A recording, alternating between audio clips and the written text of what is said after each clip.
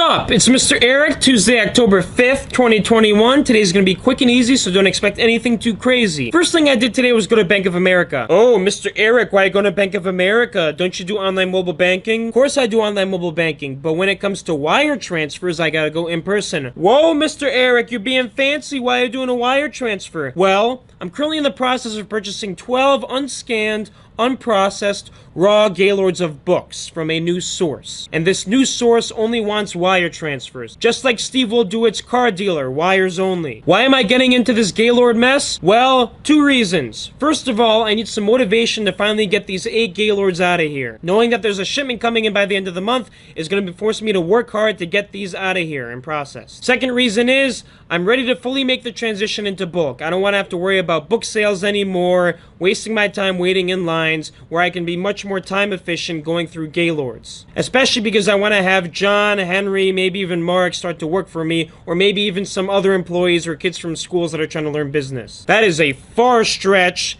down the road type of thing, but it's always good to think ahead. Before I get ahead of myself, let's get back to Bank of America though. I have never done a wire transfer, but Bank of America sat me down with Daquan, who actually set up my business bank account, and he walked me through the process, helped me set up the wire transfer. I had most of the information from my source, however, a couple things were missing, so I hit him a message while I'm sitting in the bank. He responds pretty quickly, so it made it nice and easy. The wire successfully went through. I get back to the warehouse, and I get into listing some books, sorting some books, and finally getting into one of the Gaylords. While I work, I like to listen to either a podcast or music. However, I'm very picky when it comes to both. In terms of music, I like disco polo, some rap, some EDM, some techno. However, listening to the same stuff every day gets pretty boring, so I like to throw a podcast in the mix. But like I said, I'm pretty picky when it comes to podcasts. I'm not really into any of that business podcast, motivation, self-help podcast, because I find them all cringe. I think a lot of people who listen to that stuff think they want to get into business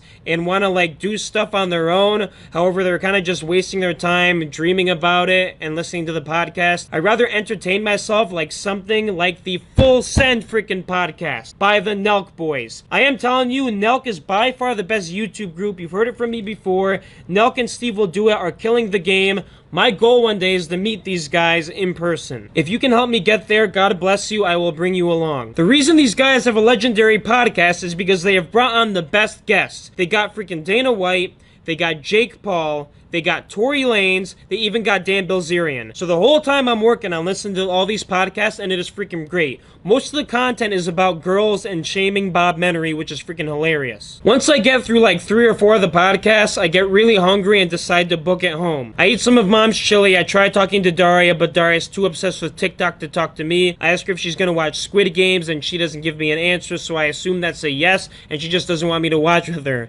Haha, Daria, I got you. Okay, I fill up my stomach, and I gotta go back to the warehouse. I have a mission to finally finish one of these Gaylords behind me. I got through about half of it before I went home. Now it's time to finish the other half. I found some good stuff in there. I got some religious books. I got some textbooks. Most of these Gaylords are always duds, so I put the duds off to the side, and then I finally finish the Gaylord and pour the duds back in. I gotta figure out a way to get rid of these duds as efficiently as possible. I'm thinking either Goodwill, The Dump, or that freaking Bob guy from Facebook, his business, where he takes the duds and he pays you for them. I'm not sure how that works. I think I have to contact his company or call him directly for him to give me a quote. God, I gotta look into that. It's gonna be a while. I got so much on my freaking mind right now. It's really freaking stressful, but that's also on the plate. Other than that, I put some listings on Facebook Marketplace for free books and free cardboard. The free books are all duds, and I'm trying to get them removed easily by having people come pick them up. You didn't hear that. And then the free cardboard is just like trash to me because I have so much freaking cardboard coming in anyway. I got hella messages. Looks like people are gonna come tomorrow to pick up all this stuff. I don't know if one person is gonna take all the books. I don't know if they'll choose a couple boxes. I'm kind of debating whether I want them to see the bookstore or not. The pros are they might be repeat customers. The cons are they might understand that I'm getting rid of my duds and they won't want them anymore. It's hard to balance. Kind of gotta test it out and see what one person does, you know? I'm looking forward to tomorrow, not only for that reason, but also because we got Mr. Henry coming to help out with the bookstore.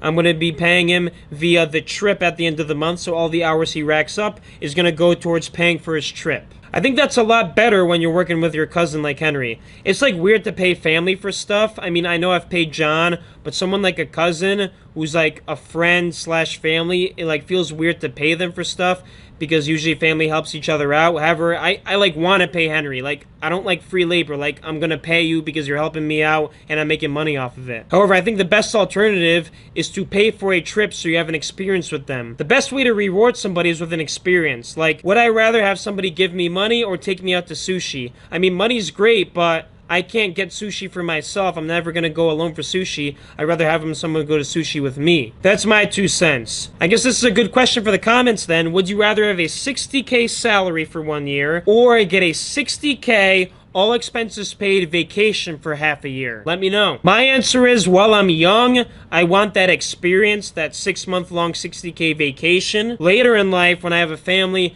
I want that salary. I think that's a good idea. I don't know. That's all for today. I'll see you tomorrow. Peace.